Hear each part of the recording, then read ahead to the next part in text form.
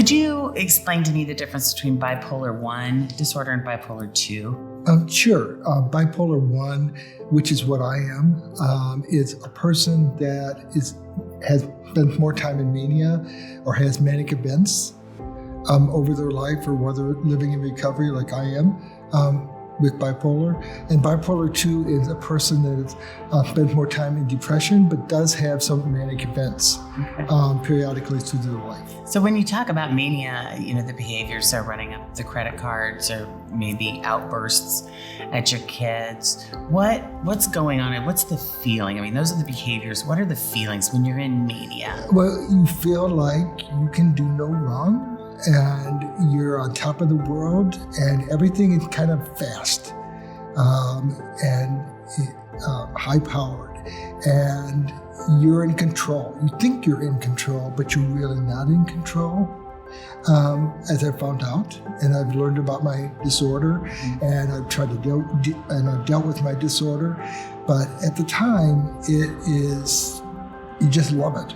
When you're in mania, you love to be in mania. You'd love to be in mania all the time, but you can't, because it's very destructive to you and to the family.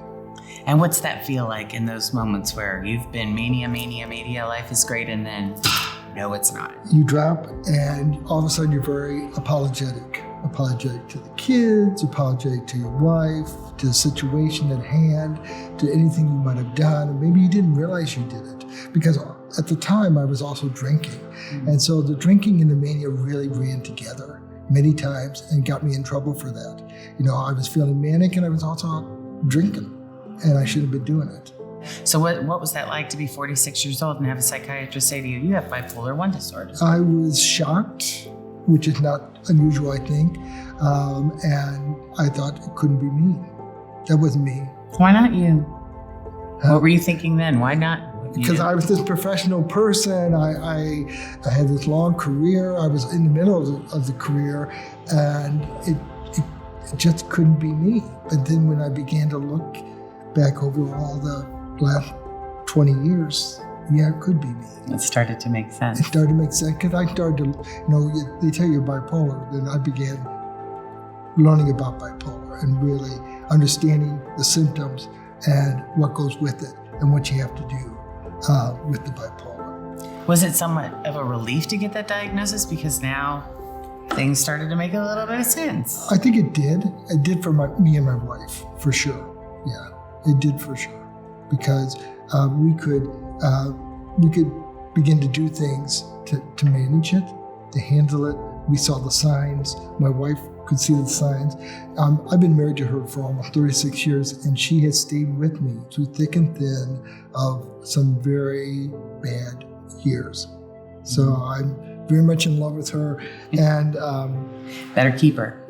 And keep her around. She's a keeper. Yeah, she's a keeper. So in what way do you think you've been the most misunderstood? I think sometimes I'm kind of an extrovert anyhow, and I'm kind of a happy person. I'm up most of the time, and I think when I was up, I think some people misread that I was up. I shouldn't have been that up, and I think that when you say bipolar to them,